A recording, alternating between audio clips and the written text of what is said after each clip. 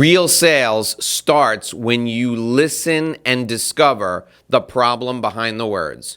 I'm going to show you how you can do exactly that on this episode of the Do This, Sell More show.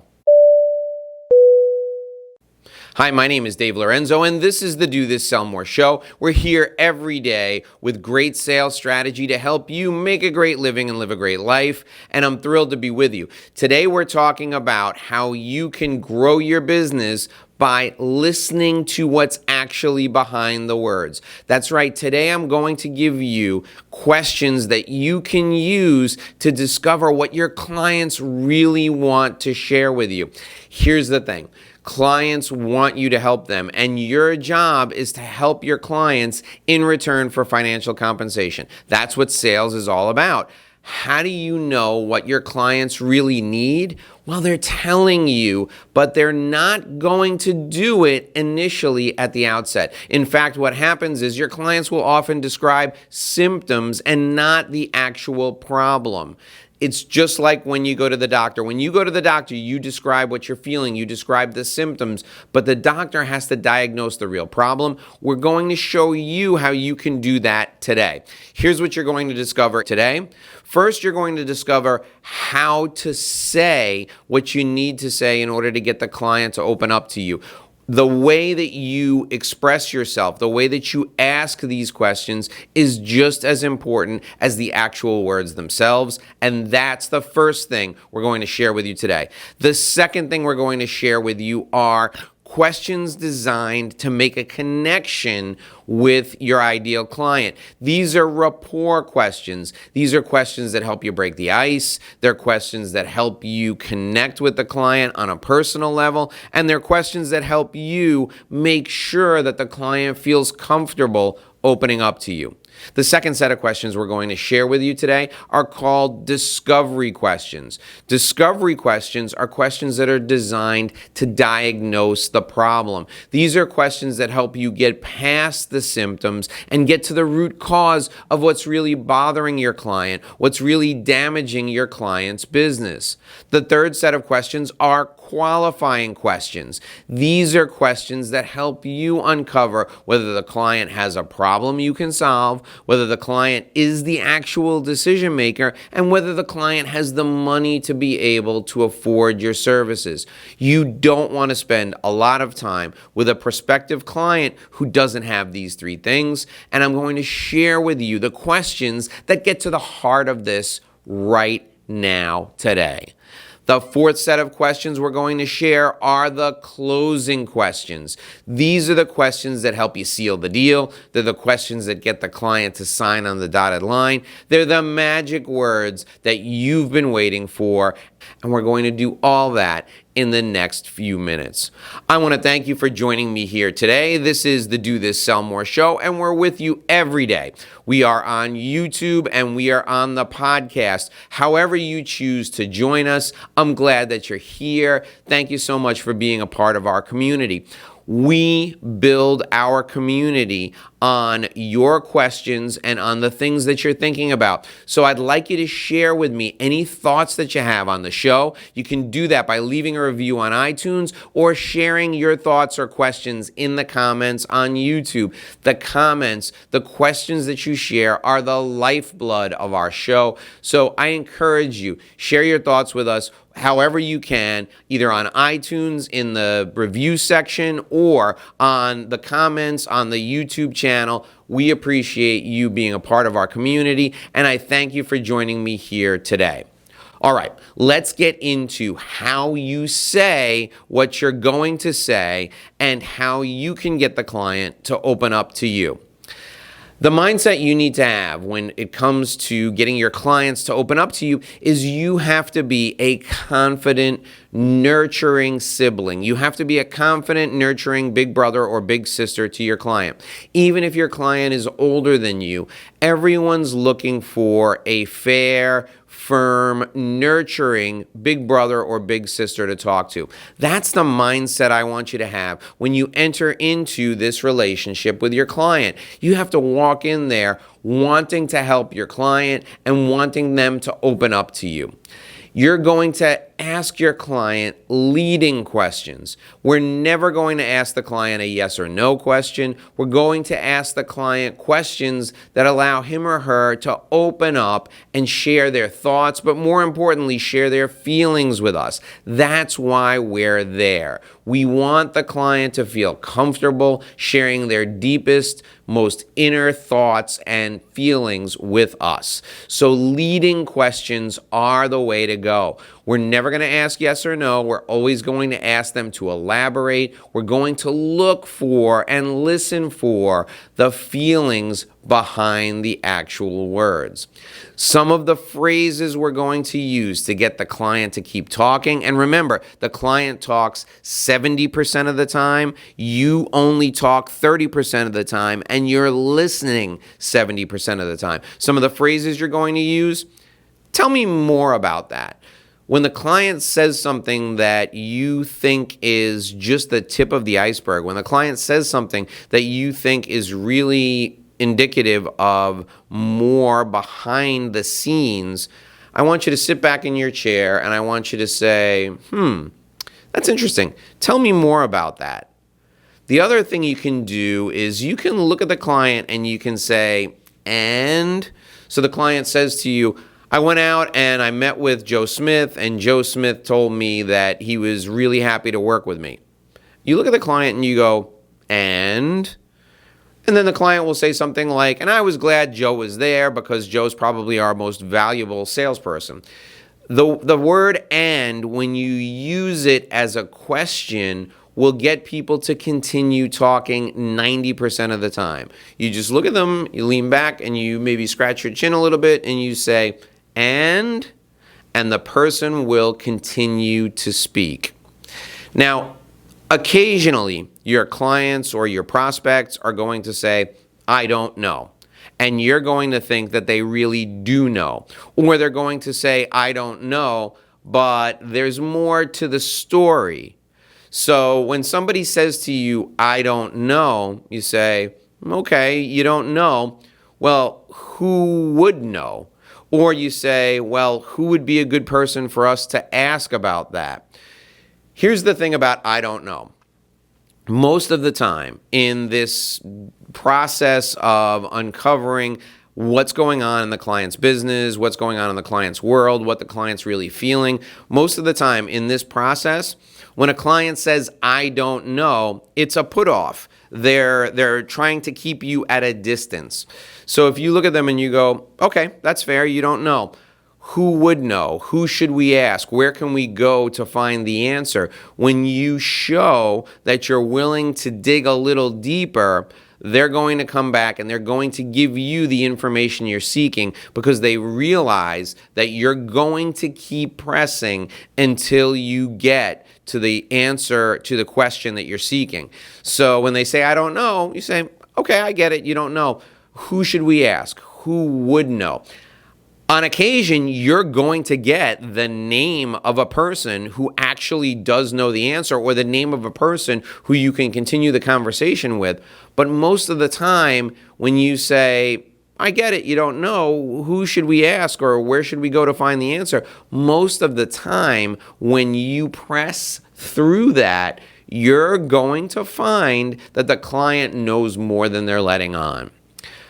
Finally, the last technique I'm going to share with you when it comes to how you say the things you say is called mirroring. And this is a fantastic technique to keep people talking and to get them to reveal more information. You simply repeat the last few words the client or the prospect, the person you're having a conversation with, says, and you repeat them like a question.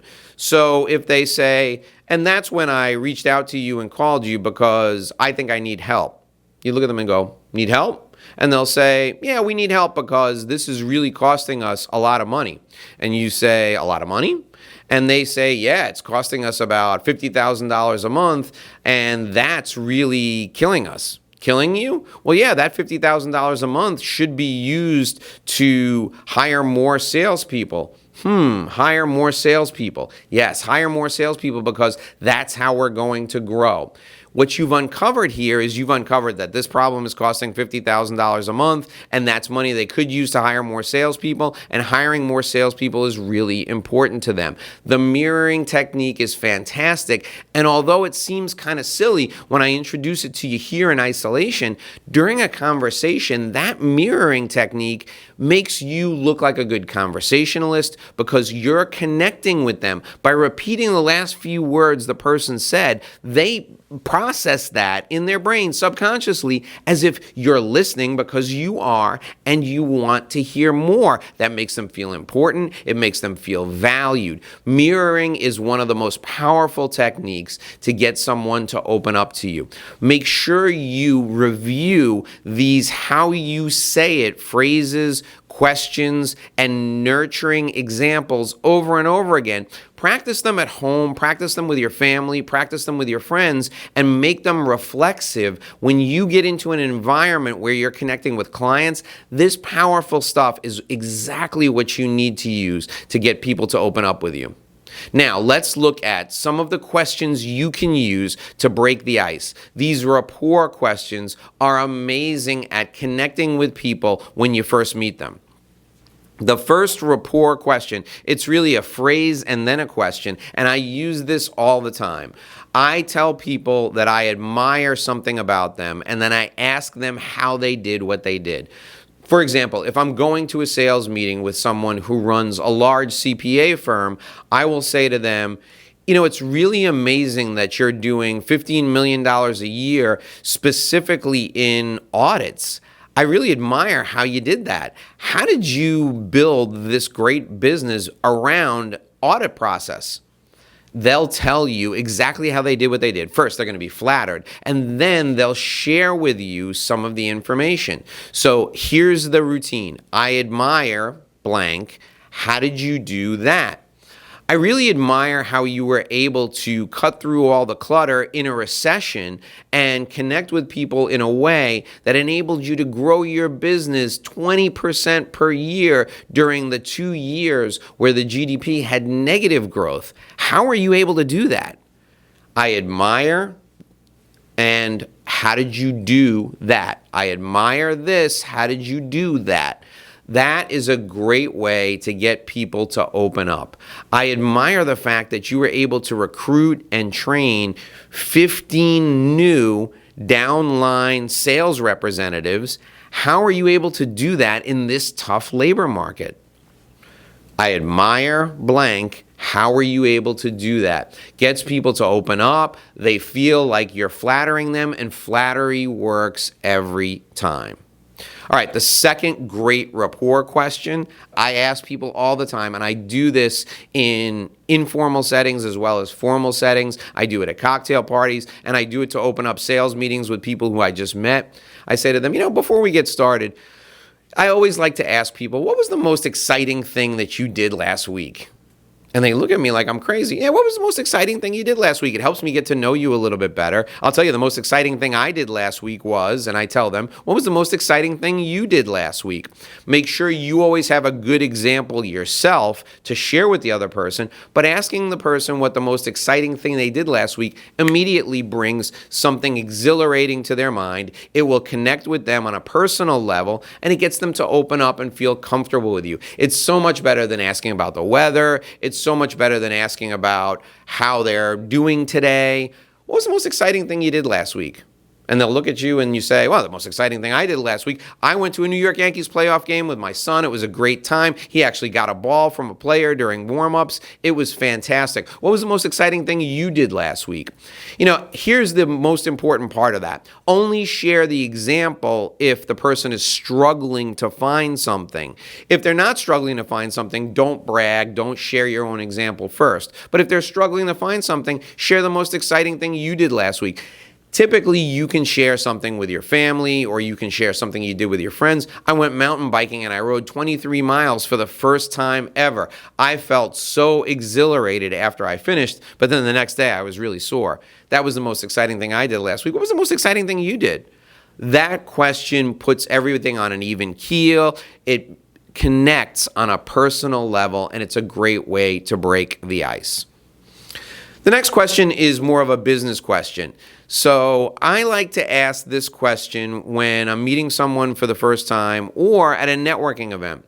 Tell me about your business journey. How did you get where you are today? Or I'll say, you're obviously really successful. How did you get to be as successful as you are? Tell me about your journey. How did you get here? That question is super flattering because it shows people that you're interested in them, you're interested in how they've grown their business, you want to know how they got where they got, and you want them to share their wisdom with you. This is a great question to get people to open up with you at a networking event or in a meeting for the first time. The next question is one that I ask of people who are in the same industry as me. I'll say to them, let me ask you, who do you admire most in our industry? And then when they tell you, you got to ask them why they admire them.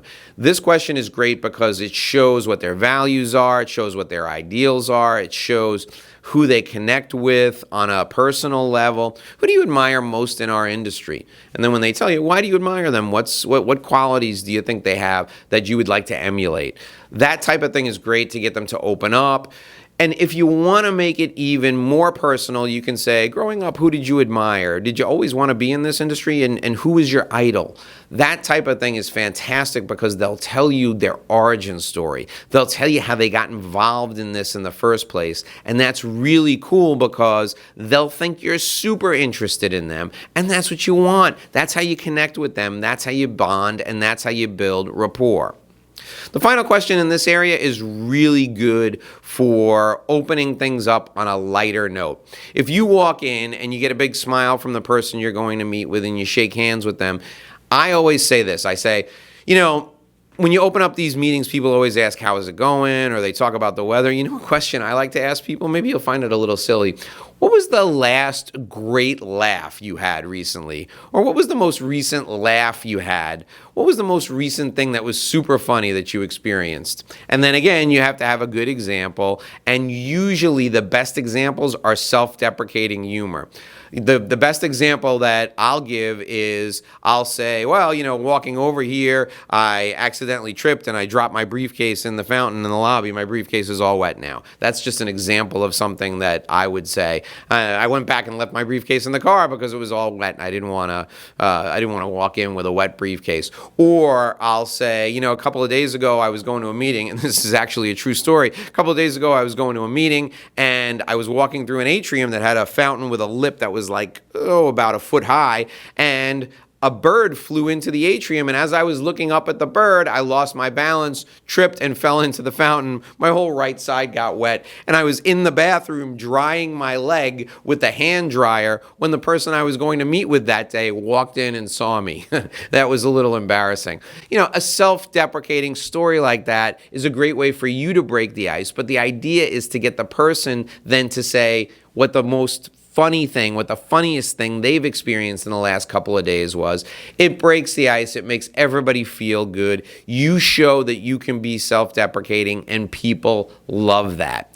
Those are some of the rapport questions that you can use to open up a meeting or to begin a relationship with someone. Now let's talk about the discovery questions. These are the questions that get to the heart of the matter. These are the questions that really zero in on what's bothering the client and why you're there in the first place. The first question is really simple. So tell me, what brings us together today, or why am I here? I love to ask this question even if I've set the meeting up in the first place. I'll give you an example. I send out a really strong direct mail piece which tells people that I'm going to come to their office and do an executive briefing on the latest discoveries from my sales research. And I always have new stuff, and people love to hear the things I have to say. But when I first walk in, after we share some rapport and we bond a little bit, I look at them and I go, so tell me, why am I here? Why did you pick now to connect with me? And they'll say, well, you sent me a letter and I want to hear the sales research. And I'll say, sure, I get that. I understand. But why now? Why am I here today? What's going on in your world? And then they're going to share some really cool stuff with you. For example, I just did this last week, and the prospect who invited me in said, we've been getting your material for a long time and your marketing stuff is so strong. We just need to create a culture where everyone around here is a business development leader. So we thought we would hear what you had to say because we think maybe we could work with somebody like you. I mean, that's a great way to start a meeting. And that only came about because I looked at them and I said, why am I here? The other way you can ask this question in a way that's a little bit less direct is say, thanks for inviting me in. What did you want to talk about today? And the client will share with you some of the things that they have in mind, some of the goals and objectives they have for your meeting, which is great because it's going to allow you to deliver value to them. The third question that I like to ask all the time to get to the heart of the matter is, what would you change about your business? Or you can use the old magic wand question. If you had a magic wand and you could wave your magic wand and change one thing about your business, what would it be? This is going to unearth some really cool stuff that you can help them with so that you can deliver even more value to them. Another question you could ask, and this is a little bit further into the meeting, is tell me what frustrates you about, and then you insert the thing that you're talking about there. So you invited me in here to talk about your sales process, and I understand your goals for the next year are this and this and this. Let me ask you, what frustrates you about your sales process right now? When you say what frustrates you, immediately they will think of 2 or 3 things. And if they're really into the moment, they're going to be honest with you and they'll tell you, and that gives you some problems you can solve in return for financial compensation. It opens a door for you to get in there and help them, and that's what sales is all about. Finally, the question that I ask all the time is literally the money question, and that's, let me ask you, how much is this costing you? How much opportunity are you missing out on? What is this costing you on a day-to-day basis? They're going to struggle to put a number on it, and you just say, well, ballpark it for me. Look, I'm not going to hold you to it.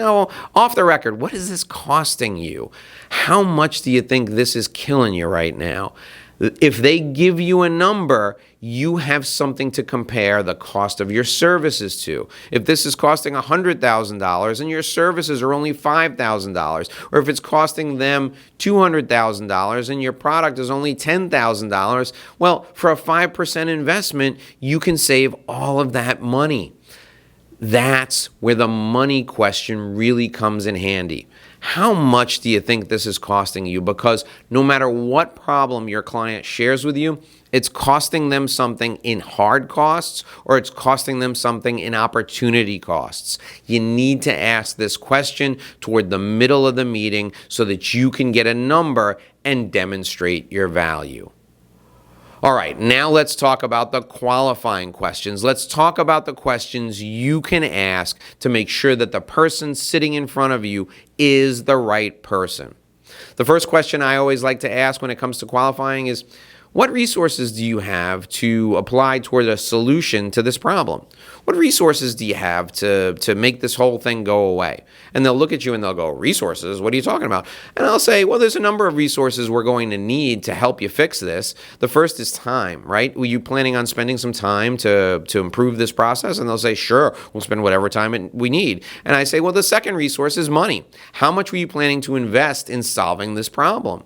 And then they'll say, well, I don't know. We don't really have a budget. We weren't planning on this. And I'll say, oh, ballpark it for me. And they'll say, oh, I don't know. And then you do what I call the seesaw, the back and forth. Well, is it between $1 and $1 million? Well, sure, Dave. It's between $1 and $1 million. How about 10,000 and 100,000? Well, yeah, I would imagine. What about 50,000 and 100,000? Well, I mean, 50,000 seems like a lot. All right, 25,000 and 50,000. We go back and forth. What financial resources do you have to apply to this problem? That gets them to reveal a number for you. Next, what happens if you don't fix this problem? What's going to happen if you don't fix this problem? Well, Dave, I'll probably get fired. Oh, we don't want that. Well, Dave, it's going to cost us a lot of money and we may go out of business. Oh, we don't want that. What happens if you don't fix this problem? Critical question, phenomenal question to ask. Why now? Why have you chosen to fix this problem now? This is so important because it reveals urgency. You need to know if they have urgency and why they have urgency to solve this problem now. When you ask why now, they'll reveal the urgency behind this problem to you.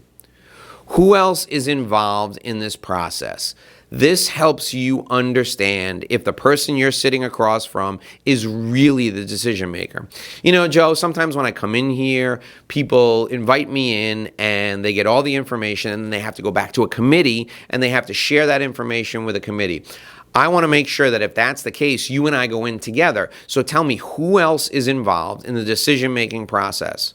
If they tell you they're the sole decision maker, you say, well, you don't have to share this with the CEO or the board of directors. And they'll say, well, sure we do. Well, all right, Joe, let's do that together. Can you set up a meeting for us to go in, you and I together, and share it with the CEO or the board of directors?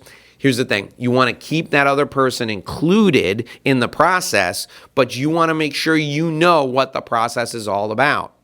Finally, what were you hoping I could do? So they share all their thoughts, they spill their guts to you, and you look at them and you go, well, tell me, what were you hoping I could do for you? Well, Dave, we were really hoping you could prescribe a really good sales process because we want to grow our revenue by 25% next year. Powerful. That's a great way to make sure you're on track. What were you hoping I could do for you? People always ask that question. You never get a put off, and it reveals exactly what you're looking for. The final element, and I know this is going to be super exciting for you, are the closing questions. These are the questions that seal the deal. Let's look at each of these closing questions. The first one, candidly, this is my favorite. You look at the client or the prospective client and you say, what's next? What do we do now? And the client's going to say, well, I was hoping you would tell me. Well, I don't know if you want to work with me. I mean, if you want to work with me, I could share some ways that we could do that. And the client's going to say, well, sure, that makes sense. How can we work with you? Tell me. What's next is a great question to ask when you want to take the temperature of a client, but it's also a great question to ask to try and close the deal. When I say take the temperature of a client, if you're not sure if you're making a connection with the client, you can sit back and go, let me ask you, is this resonating with you? What's next here? And the client will tell you what the next step in the process is for them. When you're at the end of your entire meeting and you've discovered everything you can, you've shared with the client that you can help them solve their problem, when you say what's next, the client's going to look at you and go, well, I thought you would tell us how you could work with us. That's a buying signal, and that's the close. Another question that I like to use instead of what's next is, well, what do you want to do? If they say, well, this is killing us, it's costing us $1 million a month, we need to solve this problem, I'll sit back and I'll look at them and I'll go, well, what do you want to do? And they'll say, we were hoping you could help us. That's the close. You say, you know what? I can't help you. And here are the 3 ways I can help you. What do you want to do is fantastic because it makes the client ask you to work with them. The third question is, would you like some help with that? The client says to you, you know, I'm really just not sure what to do. I've tried everything. I'm at the end of my rope here. And I sit back and I look at them and I say, would you like some help with that? And they'll say, well, yeah, absolutely. That's why we're here. That's why we asked you to come over. Of course I'd like some help with that. Then the next 2 questions are questions you can use when things aren't going the way you thought they would and you're following up. You look at the client and you go, listen, from everything you've said, it looks like we're not going to be working together. I guess we're not going to be working together, right? And then the client's going to say, well, no, Dave, I didn't say that. I just need to hear more about this, and that. On the off chance the client says, you're right, we're not going to be working together, you say, great. Now that it's over, can I ask you just one more question? And then the client says, sure, you can ask me just one more question. And the client is now going to let his guard down because you said, now that it's over, can I ask you just one more question? Client's guard comes down and you say, what is it about everything I've said that you don't like? Obviously, I can help you. Tell me, what do I need to do to make sure that I can come in here and help you solve this problem? And then the client's going to reveal to you the reason why he doesn't want to work with you.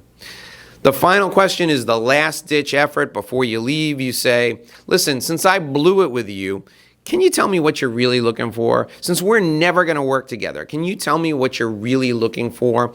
The client will share some thoughts with you, and either in that moment you can come back with something or you can take a reset, call the client back later, and the client's going to take your call since you admitted to him that it was over, and you can pitch him on something that is more in line with what he was looking for. This is so important. Listen, Mr. Smith, since I blew it with you, before I go, and I'm going to leave in 2 seconds, before I go, can you tell me what you were really looking for, just so I know what I could do better next time? Client's going to tell you, you leave, and then 2 or 3 days later, you call him back and go, you know what? We talked about it around the office, and we came up with something I think you're really going to love. Can I take 5 seconds here and just share with you exactly what we came up with? He's going to say yes, and he's going to go, that's something we might be able to talk about. I have saved more deals from the scrap heap by using the, hey, since I blew it, can you tell me what you're really looking for? And then coming back later, I've saved more deals by using that than I can count on one hand. Deals that I thought were dead. It has absolutely no risk for you to come back with a second chance, and the client's going to feel like, listen, I can hear this guy because he already admitted it's over. He's not going to try and sell me again. That is powerful.